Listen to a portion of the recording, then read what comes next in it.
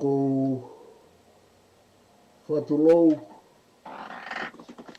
ki he o tu sotiaka o tu verenga rewa monua mo e hamonga maui mo e o tu kaweinga i he wawaloa.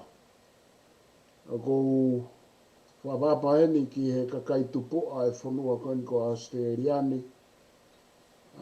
Te whito ki he matakari nana wala mo nā puri o ka nau tolu a Kempelani. O kou whatulou ki he tamasi pirinisi kalauni, te poutua ulu kālala, koe ulo ha maafu mo ha ngata tupu o kune mea hen mo no whare. Le pehe ki he talawhikaulahi a Tonga ki Australiani, ka hine princess ko la tu fui peka tuku aho.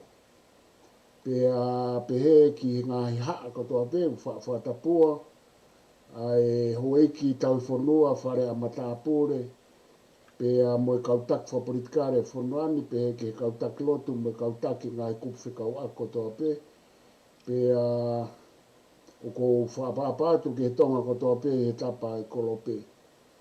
Ko whaapapa makeheni ki he Kakau-Tupu'a o Aotearoa, o ki ai e ko whaafe ki he whiawhini, Palofesa toke tā Sitaleki a tata Finau, me he tawhaake o mo lelei, pe me he maananga Aotearoa, pe koe taha whoki e kau me mipa e po Aotearoa autu ke anga no ngā hi whatongia ke i Aotearoa, pe pehe ki Moana mo Pasifiki i he tawhaaki o e medicine, o e whaito o pe mo lelei. O ki kai ke sola hataha ki a Palofesa Sitaleki Finau, kai te utoi whakaloloa, te ohanga oange ki ai, ko e mafuafua Polokalama aeni, pea o ku nelea mai pea meisene, ko atu pea ahono laita heni he tau stitio, kai tau whotutu e Polokalama ke kaha u ke lava ke ha ka kato mai i he video. Ka kou whiwhia pito Sikei ke tau lelei koe, MALO e whaiwhatongia mi hena, pera tau whawhetai pe he tau ke i mao e moui. Ka te u atu pe koe ta kawei ngā eni, koe Koviiti taha hiwa, mo e Tonga i Tonga pea mo Muli. Pea te utuku atu pe ke kamata, pea te utoki hu ato tānaki pea moha ngāhi whehui. MALO a vito Sitaleki. Malo au pito o ko walu, e te uhufanga e whakatapu, ka e ata ke whai ki Potalanoa, mo ai a manaki, na ai hano aonga ki e tau nofo. O ku iai whoki e whai ngā maari e ka pau e iai hanga se hui ke whetutaki mai ki a po walu, ke whai anga, whai a ke talanoa i he kahao. Ka koe kawe inga ai ko tuku mai ke tau whaha po talanoa ki ai ki he Koviiti 19, pea koe mea whoke utoton ke upakulahi e ai whie mau ke whai e huhu malu i ki ai. Pea ko tau malu i tot mo oni taha ia ai huhu malu i koe no kulotonga whai he tainimi. Ka neongo ia o kulahi whoke kakai kunau tae tui ki ai ia ngai uhinga ke pea koe ke nau loto ke nau kau ke huhu malu i koe ni. O kau ai whoki mo e u kakai o nau pehe, o kai ke toton ke nau whamalu i ki nau tolu ke nau huhu, e ko ui e ko nau sino o nau tolu nau pule ki ai. Ka koe mea koe whai ki ai tokanga, koe huhu malu i pea mo e ngai whai to o malu i, o ui kai koha mea fo o. Koe fu mea motua pau tau o si whea ngai mo ia i e ngai mea keke, kaua e pori o typhoid, mo e flu, mo e hafu a ngai. Pa koe me huhu malu i koe ke Koviiti, koe huhu fo o taha ia u toki au mai he taimini ke whai ake tau ngau e ki ai. O si ange e kulau koe huhu fo o, koe whahinga, koe Koviiti fo koe whahinga vai lasi ia, koe whahinga vai lasi koe coronavirus. Ai au hangi e penai e tau pehe koe Koviiti, koe kalasia o coronavirus. he coronavirus o kulahi ono whainga kalasi keke. Hangepe koe tau pehe ufi, o ku ufi keke. Papau te tau pehe mori, o ku mori peri, mori vaikeri, mo hawanga hi mori keke. Pea pehe, ayanga koe tau pehe coronavirus, koe vahe ia, koe whainga virus ia, o kuika coronavirus. Pea o ku vahe ia ki ngahi, virus mata lahi. Ai o kawai, ai flu, kawai moe SARS, moe MERS, moe hawanga hi virus, me osi asma ia ki mua. Pea koe mea koe oku whaiki ai po tānoa, ke mahino kai koe virus, koe mea koe fo'ou koe COVID-19. Oku motua coronavirus, tau whea ngai tau tolu moe coronavirus, i e mea lahi. I ene pehe, oku lava ai ke vave au pito, a hono kumi ha whaito o malui, mo ha whaito o ke tamatei a ke ai whahinga virus koe ni. O hange koe o ku taimi no. Ka kohono mo ni o na ia, ne ka mata ai ngā ue ke coronavirus. Osi ihe tau e nia ua futu. Talu me taimi koe nai toa e SARS mo e MERS. Na koe on coronavirus ho. Na ka mata mai ngā ue ke kumi huhu malu i he taimi koe ia. O a koe ke he taimi koe ku tō mai e COVID. Kua osi iai e ngai mea ilo ia mo e ngai i huhu malu i mo ilo ke teu ke whai ake ngāwe. Aia koe ngāwe koe nai whai koe ke Koviiti. Nai toki hiri whope ia i e funga e ngāwe. Kua osi lau tau hono whai a ona. Pa mono ai ahi i ona ia ki mua. Koe mea lahi whoke hohaa koe ke Koviiti. Tō lahi whai ona o pehe ku taimi no. Koe ke tau ilo ku iaia no ngai. Mea e ngari nā COVID nā hoko mai ki ai. Ange koe ngai whai tōke. Ka ku mau inga o pito ke tau mana tui. Koe whai tōko toa pe. Fo i a kau pe koe huhu malu i pe koe. Whai tafa pe koe hanga i whai tōko tau ngau e aki. Oku iai pe a hono whakatamaki. Ka pau he kai ke tau ngau e lelei aki. Mo i kai ke tau ngau e Siosiua. Ai au pehepe e tau sio koe ki coronavirus. Oku iai hono whangaki. Hono whangaki i mata mama. Ka koe mea koe ia.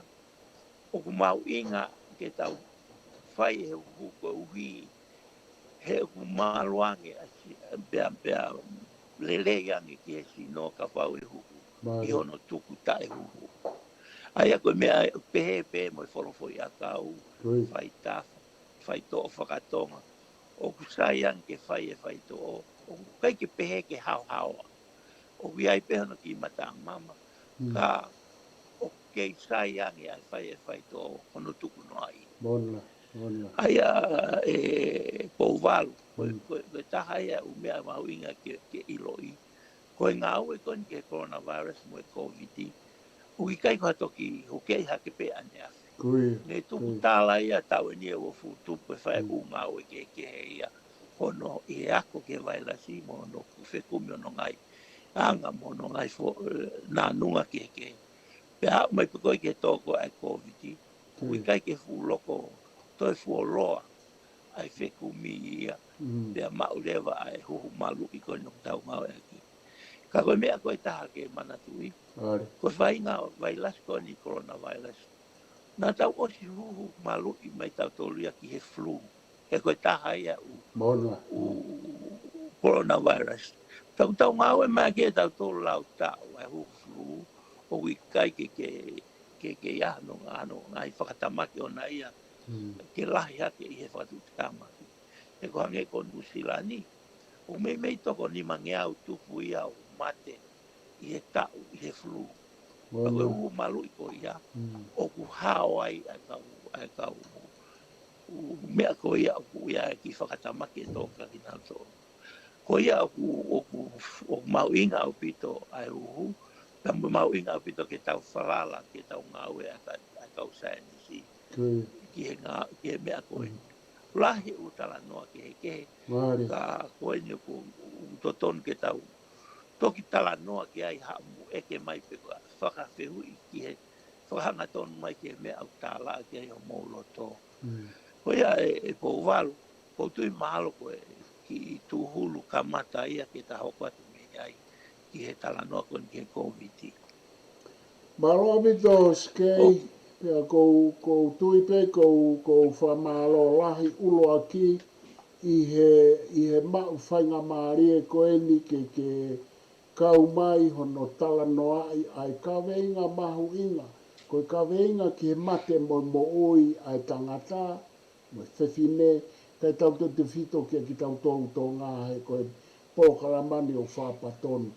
Pea kulahi whoke ngāhi tālanga mo ngāhi whelauaki, mo ngāhi whakawhekiki, mo ngāhi tala uhinga, ka koutui koe ki tūhuru koe ni ku ke hanga o mai, te whakawhoke ate ke hoko atu, o ku kaurerei au pito ia ke toe tānaki pē ki he mohenga ilo koe ni mo mohenga o whaibe ngahi Polokalama ake o whai ho tau kai ngā i Tonga mo Muli se kau aki mo Koviiti. Ka te whawhoke atu e Sikei ke ta hoko atu kau toki huhu atu pe malo. Malo abito ko walu. Ko tui ko mea taha ke tau mana tui whekau aki pia mo e vailasi. Whahinga vailasi pe. O tau mo liliu e vailasi ko ni whakatatau ki atakai. Pia mo e kakai ko e o kunau uiai. Pia ko haurewa ngahi kalasi kehe ia toi tupu mai. Hange ko e Koviiti. Nai ka mata mai ko e Koviiti taha hiwa. Ko foi coronavirus ko foi kalasi pe ia taha. Ka kua ue nia ke taimi he tau moridi hore u tukui whonua. Pea mo mamani no katoa. Kua toe hao mo u kalasi kehi. Ai u kawai malo ai delta. Ai ko u tau osi. Tau osi whea ngai mo ia. Pea ku iai mo e alpha mo e hafua. Ai ngai kalasi kehi ia o Koviiti ni. O kumau ia i Amerika. Pea mo Amerika Tonga. Amerika hahake. Pea mo i Ulope. Pea mo ufonua arepea. Aia o mea ko hoko i he tau moriri ko e vailasi. O tonu lewa ke whakakaukau i. Ai ngā ue ko e kausai nisi. Ki anau whenga ke wakai i. Pe ko e hae mea ko e hoko i e kaha o. Ke liliu ki ai vailasi Koviiti. Koe ngā ue ko e ni koe ko ngā ue fo. He koe hange ko e flu. O ku whai e ngā ue koe ki he flu, ai koe coronavirus ia. O ku tau mori riu mo ia. Pea koe tau kotoa pē, o ku ia e huhu flu. O ku keheia me ngai huhu flu ne tau osi ngā ue ki mua. Pea koe ngai li riu ko ia. O ku whai whakatatau ia ki he fōtunga koe, ai li riu ai vailasi. Pea ku pehe pe Koviiti tahiwa. Kua wene Koviiti tahiwa ia o toi lahi e liwa no fōtunga na ia. Pa ia e taimia, hei kai ke toi saia e ngai mea ngai ngāue kone utau. O tau whai e tau tolu. Kau whai e ngāue kau sai nisi ai taimi kotoa pe ke mui ke liliu fōtunga kone a vailasi. Uia e taimine Koviiti hango e mea nau lawe ke ane nai. Delta, Alpha, Beta. Mo lahi e ngai mea koe. Pa kua oni ke taimini ku iai ai whahinga kalasi po o ia koe XY2. Ua hoko mai au pia toi malohi ange ia i he Delta. Kau whai e ngā ue koe taimini o whainga ke au ki ai ke te mau a huhu malui. Ke liliu e huhu malui ke au ki ai. Ua saia o kua lava ke whepaki pia mo vailas koe. Koe whōtunga whoki o e hu malu i. Koe ne hanga o ai ki he sino haki i konga o e vailasi. O ku ofi pē ki he vailasi kakato. Ka koe ki i konga ki i waa be o e konga koe o i kiri e vailasi o ku huhu ia ki sino. Pea pehere wa e sino ia koe vailasi ia. Pea hangarewa e sino whau e ne ngahi. Kemikale marui, pia mo ne ngahi marui koe ono toto, mo e sino, ke whepaki, pea mo vai la si o tamatei ki mo apato ki lava o fatu mahaki ki fatu puke ki sino ko ia pa ene pehe o toton mau inga o pito ai vaha ko ai huhu mo no hoani pea ko ni po osi mahali Australia pea mo New Zealand pea ko os kamata i Amerika o te waki mai ke toi hoani tuoto pea ko uhinga tau hoani pehe ke whinga iha ke malui, ke toi langa ha ke malui ke maalunga whiunga, ke whepaki mo e vailasi, pia mo e taha mo e ne liliu fōtunga. Ai au mau inga au pito, ka pau e hau e hu hoani koni koe, ai hu tu o wa, ke whai hu ke tau takta, toi ai hafo i takta fo o wai, ko i he maalunga ai. Oku iai foki e ki mei hange ai coronavirus, pia mo e COVID-19, koe misere. Koe te puke koe he misere, ai aku tau osi ilo i kotoa, o tua tahape. Pea koe uhinga mea o tua tahape, e koe tau puke koe i he misere, o kuhanga e sino whau e malui, pe koe antibodies, o lava ke nauhanga e nau tōruia, o whakatoka ngai katoe humai, ai vai las koe misere, unauhanga rewa e nau tōruia tamatei. Kai ke te whia mau, pa kai rewa ke te tui puki kita. Pa pehe tofu pe, ai ngā au e koni koe ai vailasi, koe COVID-19. Ka koe mata mama koe, te puke koe COVID-19, o neongo ko ska mata ke whau e sino, ai ngahi kemikare malui, ke malui sino, o ikai ke lahi whe unga ia. Pa lava pe ke te toi puke kita. Pa koe mea lewa koe o whai, o pau ke whai ke huhu, ke tokoni ke toi maalunga angi, pa koe meu te takai ai o te hutu o tolu, ke toi maalunga angi, ke ui ke lava e si no whepaki, o whau e malu i ke whepaki pia moe vailasi. Pa koe mea ia ka pau a koni rere atu koni, koutui e mei hange pe, huhu koni ke COVID-19, koe huhu koni ke flu, e mei whai whakatau ia. Ko ui ke whenga koni koe ke maulunga maupe e malui. He ku neongo ka pau ku te osipuke, o kai ke maulunga whiunga, pa ka pau ku te huhu, o kui kai ke maulunga whiunga, koe mea ia o ku toi puke ai e kalasi koe ku osipuke i Koviiti. Pea nau toi puke ai mo e kalasi koe ku osi toi huhu, he te ki ai pe ke maulunga a whiunga, a malu i koe tau siunga. Pea ku tau te whito e no koe ni, kia ki nau tolu koe u toi ai mo nau ngai whokoutua ke. Hange koe suka, koe maha ki mafu. Pea mo e ngahi whokoutua ke tau mai toto maalunga. U whokoutua koe ia.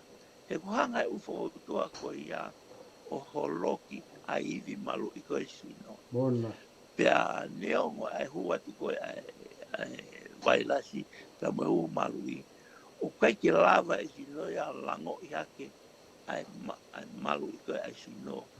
Ke lava o ta ofi, o toi o hofi ai vailasi ka huatu. Koe uhinga e go whe mawai ke tautou whai, ai huhu malu i koe ki he COVID-19. Pea mo e u vailasi ke.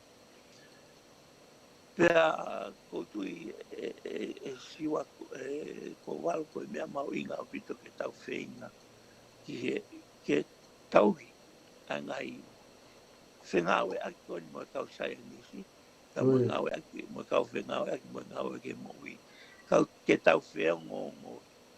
He koutui kon mea e taha, o kuiai e whaingata i ai, mau sio ai New Zealand. Ai ka koe kakai ko unau tala noa ke kakai whekau aki mo e huhu. O kui kai ke whaafalala anga ki nau tōru, i he taimilahi. I he kautoton ke whiri de lei, ai kakai koe ke whalala ki ai paukau, e kautoke tāwha whamiri, i he kakai utoton ke mo whalala ki nau tōru. Ki he anga koe tala noa i ai vailasi. Ka pau o ki ai hao pau palema mo i vailasi. Mo anga o fia ilo. Eke ki o toke tāwha whamiri. Pe te ke telefoni ke ngai healthline ke. Kai oa te ke mui ke ngai mea koe nei Facebook mo ngai Mona. tala noa ke oa oai. Ka koe mea mata mama e taha foki. O kuia e tau kautaki loto. Are. O kuna uhanga e nau tolu o whakai ai kakai ke oa te nau uhu. Ko uhi ka ngai uhinga whakapolitikare.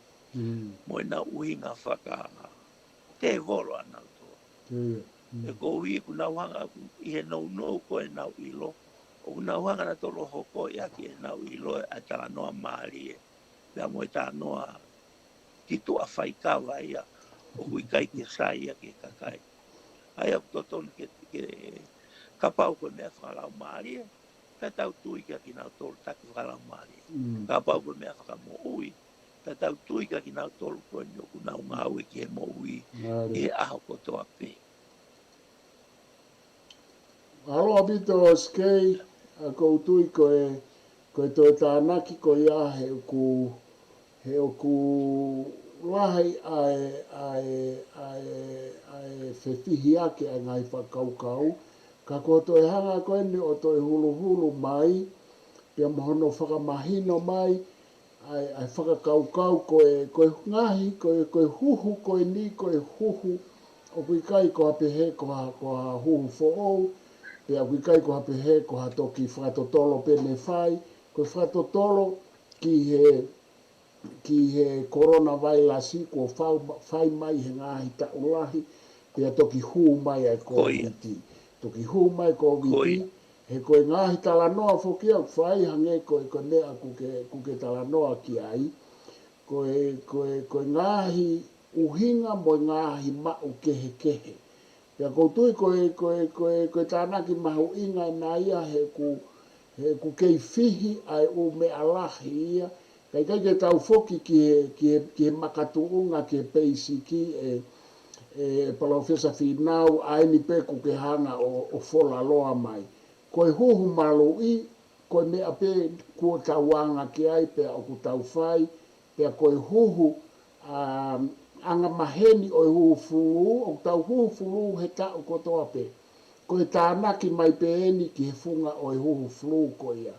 Pa koutui koe tānaki na ke toi whakamanatu mai, ki he ngahi whelau. Koe ngahi whelau aki koe ni o ku au uhinga whakalotu, pea toi uhinga whakapolitikare. Pea koe ne mau ia koe ai tala noa i he ngahi ka veinga lahi o i tau no fo, ko hono wheinga e te whito i whakaukau, ke ne hanga ia pure i ka atoa ai tau tala noa. Ka i kai ke hange ko tokoni o whai, ave ai mea a sisa ki a sisa, ave mea whakalau maarie, ave mea whakapolitikare, mai e mea mo i lerei mo i whaito o ke tala noa e ki nau tōru. Ka te wanga o whafoki atu, he koe whelawa ki mo e tālanga koe ni, o ku asi mai koe tupunga me i kaipeke mahino le lei e ngahi mea lahi, pia mo ngahi whakairifia mo whakamana ku whai koe ngahi uhinga ke. Ka koutui e hoiki mo tau ka inga mo mea mai ange koe tala noa whai Sikei, ke mouto kangange koe whe ai whamatala ku mou mau me ia hai. Pia koutui koe toi poini mahu inga ia Sikei ko whamanatu mai, mahu inga mo kakai me he pure anga mo community, mo ngahi seasi ke nau tuu atu o whai e tala noa ki he ka veinga o mo ilelei mo health. Ka au kui kai koe tuu mai ta mai au koe ke aha ne ilo ki ai, o ne hanga ngao e ake hangahi whakaukau whakapolitikare mo whakalotu. Whakapeu whakaukau ki ai ki ho nau ngahi area. Ka teu tuku atu e Sikei ke hoko atu pe mo whai o tala noa MALO. MALO a pito e kou waru. Ka koutui koe whakatātā toto nu i anga e tau nofu whakawhonua. Ka pau oku ke fo e fiu tō kaho toka mua. Oku te alu ke tama oku whaa oku toto oku ngou e ufi mo tō toka mua. O kai ke te alu ke tama tō mani o keo e kiki ai. Ai a koe koutui koe me ai a koutonu ke hoko. Ka pau oku ke fie ilo ke mo ui pa ke tala noa ke he kakai koe o ke sio ki ai ko uhi ko ho mo u lelei. Are. Hange ko kau toke tā, ko kau nesi.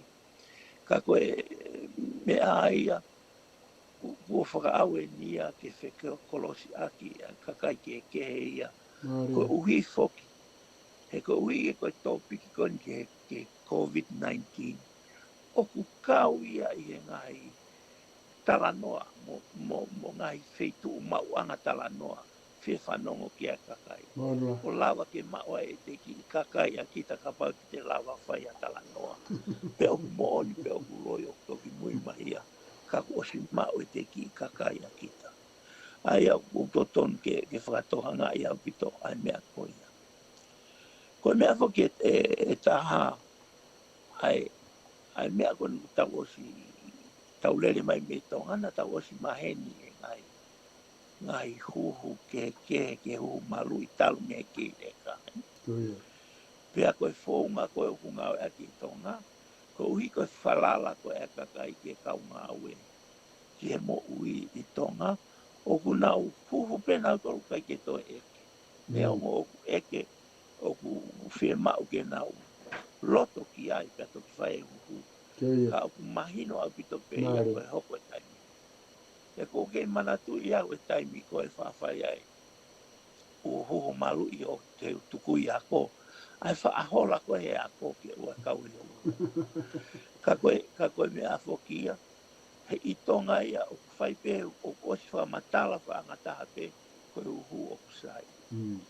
Pea ko manatu au ki he mau ngau e hene. I he ke mau ngau e ki he maha ki koni wailasi koe hepatitis B. Kuia. Nai se mau ke kumi, whai e sivi toto, ke kumi peko hai o te ki ai ke mau he wailasi, ke Are. ange ana uhu malu. Are. Peko pau i he anga koe whaunga ngā au e whapure anga e ni. I Nusilani, pau ke ula ki whakamooni o kuloto ki ai e kakaia pato ki to e toto. Kuia. Pau ke te tala noa i e kita ke maari e he huhu maari ke kakai, ka nau tari ke to nau toto, ave toto siri. Pea mau koe ola koe ia pa te toi foki mo ia ke toko taha koe nai tō me ai. Tō me Pea ai. koe whae fō ai mea hoko mai ai. Mau o heni ki he usia si o whai ki ai. Ai malanga i koe nio hepatitis B ke tō otoni. O whare pea ku hao e whai se kau. O ne eke mai. E toke tā. Koe mea koe ni o ko fie ilo ki ai pe koe mea koe ni e kau lelei ki ati mau tolu pe i kai. Tau ma whai rea mata anom whai kau mahi no le waia. Ko tange iyo, e kai ke mau whai ha ngā ue. O kui e kai ke se whatupu lelei ke sa tau kai. Tā mai le whai whai kau. Ai ato ke tāko mea kou tonu ke whai.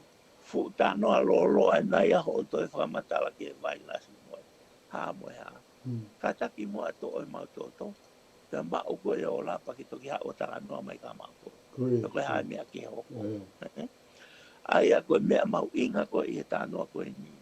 Ai whalala koe ai whai se kau. Mare. O lawa ke mau ngāu e ai ki mau tolu ki hano kāinga. Kai ki toi whie mau ke whakafo i tui. Kai fo i siasi pe koe ia koe me loto pe koe whai. Ko tūtū mai whai te kau ke toi tō pe nau. Osi. Io ai pe nau tō. Ka koe angai whengau e aki o tō ke tau wakai na aonga ki he COVID-19. Fulahi e whakamatala, fulahi e kau poto, kai sisi e kau whanongo, kai sisi mo e kau tui. Ai a lewa toton ke whai lewa e tau ngau e ki ai. Ka koe mea ni mau inga, o toton ke whalala e kau te uhu, ki he kakai koe una o ato tu aki atu ai uhu. Ai a mausio ki ai Nusilani. E whenga i koe ke aruha ke huhu a kakai Pasifiki. O taktaha whenga i mai kakai Pasifiki ke o mai o huhu. Pea hange ko au. Ai lewa i whanongo nongo au ki hai reki o ke kakai masila mea. Kai masila mea ko toa pe koe huhu koe ni o kusai. Pea ku toton ke tau kau ai mo kātaki moa. O hifo ke uwhaianga huhu. Pea lahi a pito whaianga. Pako ne whai pako i tānoa ko ia. ko uhinga mea na ai ki ko amanaki na ke falala mai e mātu akatia. Pe whai aki o lahi e kau mea na falala mai o whai e huhu. Pe o whatoka ngai ake ko e kau ngau ke he, o hoko mea koe ni. Pe takitaha hoko mai e kau take ngai kolo. O takitaha pōpua ki hono kolo. Ke ngau o whai e huhu. Aia o mahino ia e mau inga koe ai falala anga. Aki nau tolu ko utala noa ki he COVID-19. Pea moe huhu malo. Pea koutu o kai kua mea fo owen. He pehe mea kotoa. Pehe kotoa mea kotoa ki he mo ui. O pau ke sio mai ai kakai na whanau mai koe motua ki tana te o te whalala anga pa ku te ngau ke nau mo ui. O koe mea fuku mai no hange ko au. Nau ngau e lahi au ia ke ngau e ke mo ui le rei ki tua. Pape ke o. Ki tua. Pea whatonga e au ia. Koe umea pehe nia koe ke kanoa ke public health. Hange koe ta ofi e ta paka koe inu o ka holo moe. Ha moe ha. O ku whainga ta i ai whanonga kakai moe tui a kakai ke ngai tānoa koe ia. Ko ui ka fu tuku kono tuku o kai ke mau ha whainga maari e ia. Hange koe uhu e taimi koe ia. Koe le mea koe una whanonga na tolu ki a ia. Pe koe ha mea koe whaatun talatu toko hai o kune talatu. Tau whaatoka ngai e au. O toe le rei ange e nau whanonga mo e nau tui. Ka pau o kutoe hu moa nau talatala kehe a nau tolu. Hange kua e nau tāre hange koe whatapu. Pe ku whelanga ki o nau sino. Pe o ku ngangau ho nau ulu. Moe haa ngai whautua keke. O lele yange whanongo mo e tui koe e kakai. Ka pau o wai mo te toko ni atu kaki nau tolu ke nau mai whautua kehe. Kai tuku e lau pe fo itala noa maari e maupe. Ka pehe e tau whianga koe ni mo e Koviiti. Toton ke whanonga kakai ke kakai koe ku nau toka ngai ki nau tolu e nai waa ke nau moui. O nau tui ke nau ako naki ko whai. Ka kuiai foki mo ngai mea taha ia o hoko e taimini. O kuiai a kakai ia o kai ke nau. A kau toke tā mo e kau nes. Mo kau ngau i ke mo ui lelei. O ku nau whaka atungia i e nau tolu ia ai huhu malo ia. Ka koe, ai tatau te fito ke COVID tahi ia. Ka koe mea ki nau tolu o ko tui o ku nau sio kita no e nau ilo. O mai e nau tui whakafoi tui ma whakate wolo ana tolu ia. O lohi aki kakai. Ai au kai lewa ke nau tokanga nau tolu ia ke nau Palofesa koe ke ua te nau whaiha. Ai mea mata tamaki ai ka inga lotu. Ai au ku uhinga ule tala noa ko ia ke ui ke tau sio lere ko pe ko hai tu tau falala ki ai. Pea ko ki tau tolu ko inau tolu ko unau toko ni mai koe ke tau ngahi mea ke tau mui lere. O whai mo fuange e tau tuika ki nau tolu. Pea tau wokia ki nau tolu. Ke whamai noi mai ngai mea ko tāla ai o tau loto. O ku iai foke ai taimini lo tonga lahi ai whi alau aki moi. To ai COVID-19 i Muli. Pea kau ai foke moi case koni na e au ke o tau whanua. Pea koe mea maari e koe utala mai kukai kua os negativi ai toko taha ko ia. Pea kumahalo na e ki panai osi uhu malu i pea foke. Ka kumahalo na e hanga lava e uhu malu i o ta ofi ke ua puke lahi mo toi lava o mafola atu ai whautua toko taha koe ni. Ko whanongo koe tala noa koe ki tala wou whai whikau maamonga na ea o ngā ue whamisnare. Pea kumahalo Pea koe mea maari e taha o te kia ki toi ai a taha e toi mau. Neo ngona o si whai pe e komisioni Tonga koe i e ni, ai ni ngā ue o whakapapau i pēnā toki hekai waka o watu ki ngosila. Ka kutui pe maharo o nana e o si puke pe tō taha koe ni e ki mua pe toki whai e te walu, te wholau ki Tonga. Ka koe mea maari e pau kua sai le lei, pau hangehange pe te tau ki MALO i Tonga e foi i takai mai foi matanga ko ia. Pea me ai au to tonu ai ke tau tokanga e kai ke tau ilo ai ke tau tolu ia. Ai taimi ku fia ki tau tolu e vai lasi. Pea mo e tau lava ke tau pasi e tau tolu ia. Ti ho tau ka inga mo tau famili. Kai a koe mea lahi e taha koe ai mau inga koe ai uhu. Kui kai koe ai koe malu i pe kita whaka foi tui tui. Kau toi malu ai foki mo e tau whanau me whakamopuna. Tau te fito ka ki nau tolu koe ni. O te eki ai ke o mai ana o kuhu malui. Ne o ku te waki mai o malui koe ia. Ai tau nima ke tau tata. Koe mea e taha o ku whawhok mo maale he taimini. Koe iai whoke ngai fwoi a kau he taimini. Koe fwoi a kau e ua. O kulotonga whai e ngā ue ki ai he taimini.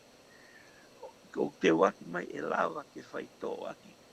Ai Koviiti e ene kamata koe foi a kau taha foi a kau koe mek pea mo foi a kau taha koe Pfizer ai ko ana tolu hu malui o ku te ki ai ke tuangi mai foi a kau koe a kau ke fai nga o ki ai ka koe mea mau inga e taha koe ngai foi faito koe ni koe faito fo o weni tono ngau e ki e vai lasi kana o si fai pe u ngau e falala e ki toka lalo e ki mua.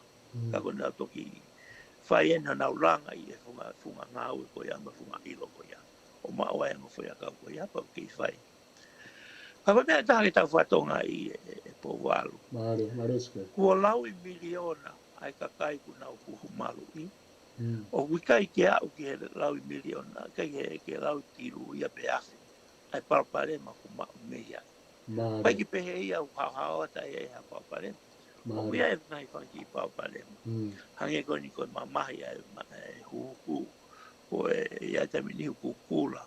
Ko ia tamini whakatu kulo kula. Ka u kei sayang e pe ia fuki whakatai. Ko mea e taha ke tau manatu i ke whoki he COVID-19. He ko osi ko e te puke he COVID-19. Pau to ia e halanga maha ki e taha kui ko long COVID. Ko hange ia ko uhange a tae rere mai ia ai whakaake aki koe me Koviiti. O kui ai hono toi nā nunga o na ia. Whelanga aki vai ia. O taimini ku mate ta whaake taha, mate ta whaake taha. O whakatupu ai au mahino ai to tonu ke oua te puke me vai las Koviiti taha iwa. Aia o kawai ai o malui. He koe te puke, o kai ke ospe te puke pea osi ai kau toi ai no ngahi nā nunga ke o na ia. O toi hanga mai me mui ai. Pea ku te ki ai ke ai a whaito, peko ha ngai mea e whai ki mea koe ni tu ke pe whakamalo i sino.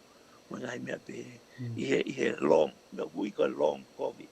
Aia koe u complication ia te puki koe i he COVID-19. Kou tui pe e po walu na fu aulolongo e talanoa. Kai ia o toe mea ke manatu i mai ke tatalanoa ki ai. Kou tui ku mui pe e Sikei ki e o mea koe ni kuke o sihanga o vahe mai. Ai asi mai o ku i kai ke whai ngofua ai hono whainga ke la langa mo la lava i fo i whekau aki ai kakai, pia mo e tawha ake mo uilelei, mo e tawha ake a kau toke tā tuku keheange ai toi fihi ai u me aia he hao i u tafa ki whai ai laulea. Ka koutui ku kehanga o whamanatu mai, ai mahu inga koe o whalala ai kakai, kihe nau tolu i ngahi profesionare koe ni te whito ke kautoke tāma kau ofisa mo i lelei. Pea mo ngahi whamatala mo anga a e nau wheohi, pea mo whewha ohi mo kakai heku asmai mi ho tala noa o kuai ai kai ke mahine o me alahi pea te iai ai ho haa pe ia kakai i e nau irifia pe a nau tolu ko i ngahi koe haaki mai ai mahaki whakauha koe niko ma te pepe mo ui.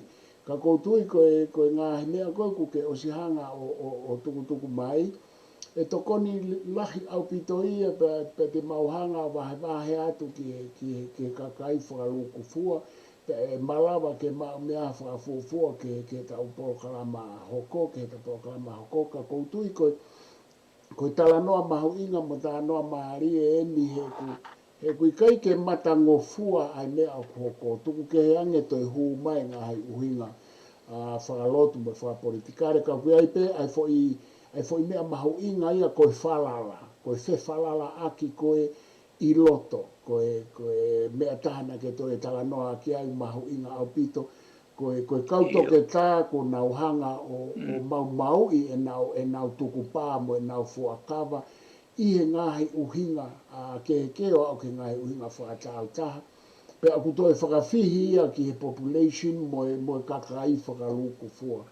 Ka koutui koe upoini mahu inga o pito ia he ku ke hanga o whamanatu mai na iai e fuakawa e kautoke tā, pa kuai e ngahi uhinga whakaluku fua e kautoke tā, iho mou whatongi a, pa kuai ngahi uhinga whakatau taha. Ai nia o kutoi fihi ai koe ai me ai e ngahi uhinga whakatau taha koe ia.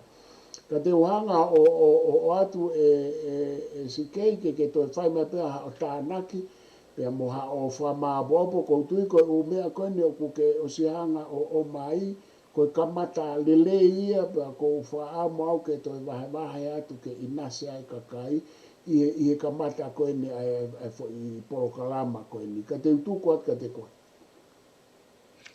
Malo a pito o povar, pea mau inga ka ki kau whanongo ka pau ki ai hamo ngai whehu i ke tau tala noa ki ai mea koni ka hoko. Ka kua e mea ku ke tala noa mai a ko manatu ki ai. Ai whepaki koe ni ai whaitoa whakapālangi, mo whaitoa whakatonga. Māre. I lauta mo ngai mea ke whai ki ai. Ai whiraua ki e ngai mea koni. O tatau ia mo whiraua ki koe ni ke Koviiti. Pea mo uhu malu i. He koe mea lahi i e tau mo ui whakafui tui.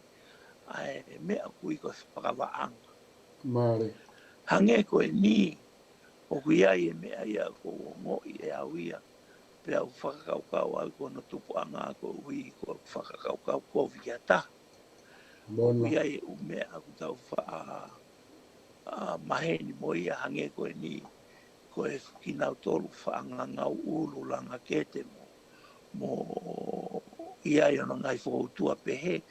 O wo ia o keri e mala e aiha ke ia o kui ai a kau ia u alu ki e whaitoka. O uesia ai mea whaeiki. Pea tau whakawaanga rewa ki ai, o tau pehe pa koe ne to'o koe u mea koe ia wharerei, pea ku alu rewa.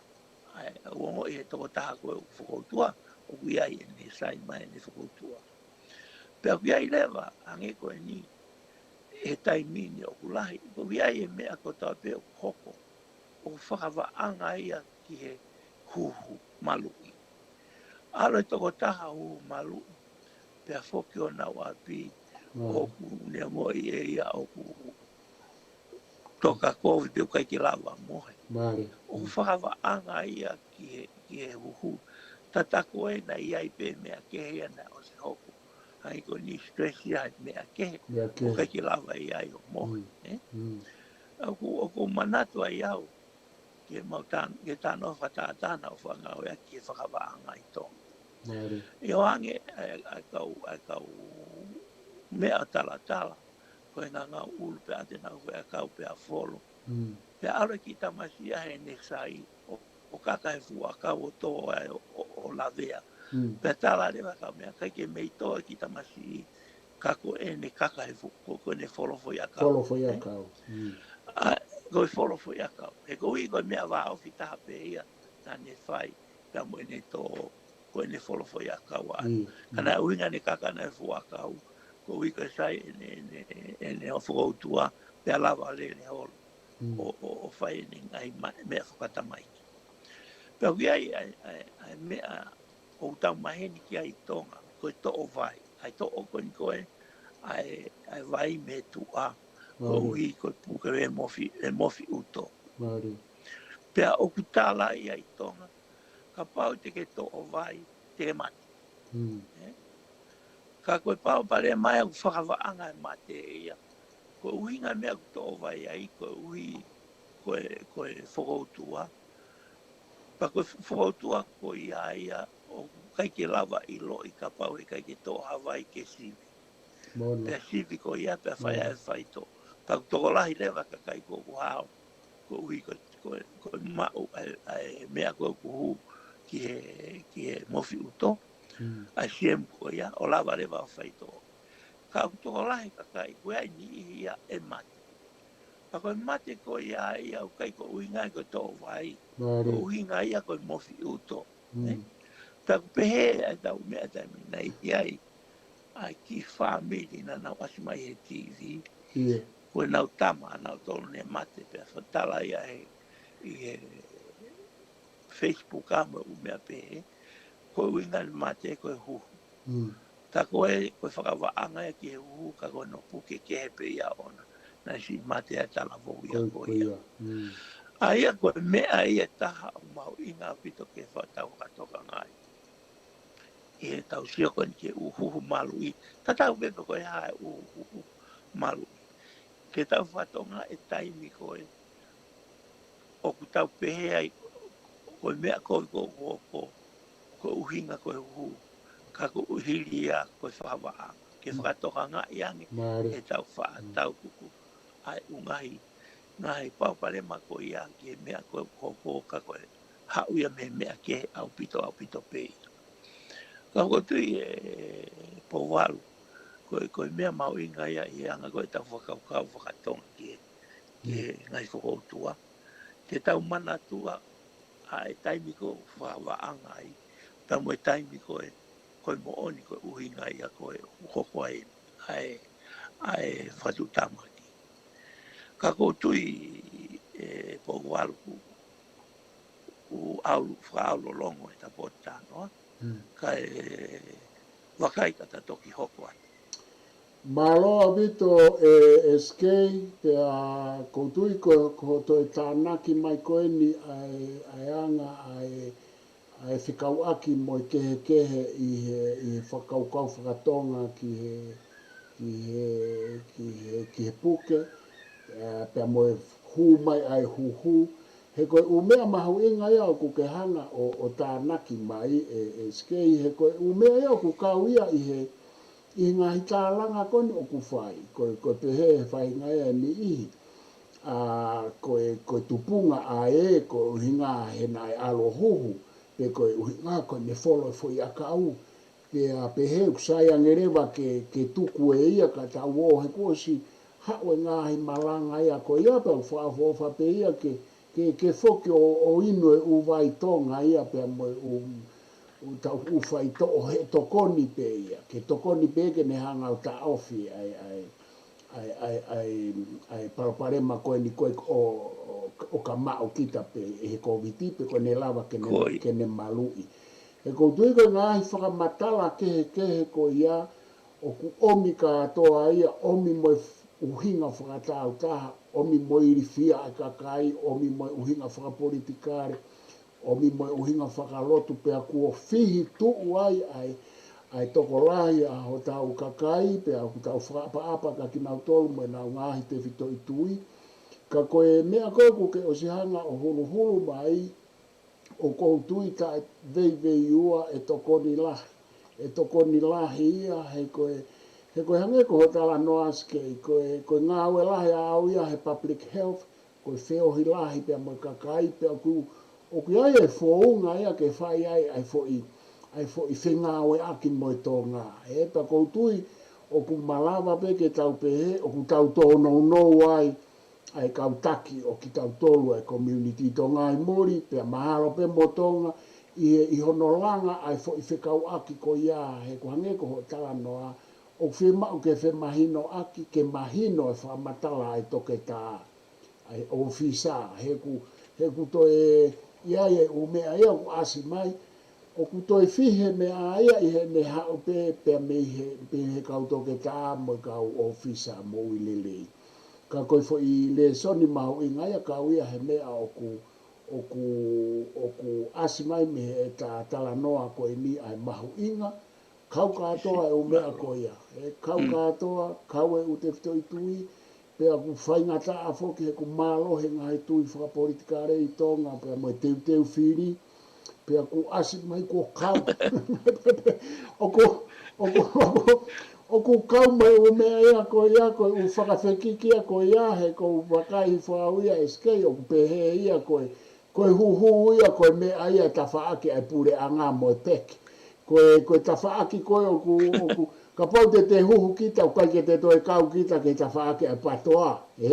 Aia ku pea koe ute whito i tui. Ai na toki whakapolitikare. Iyo, o whakapolitikare. He pa koe mea koe ke hue siri ana, kua ue ke tangata iki Palestini, kua whakakau tangata iki Palestini, ta moia a whaiwhekau toke tāte vita havea, ke huma ia ki tua o rea mai ia he kua whihe umea.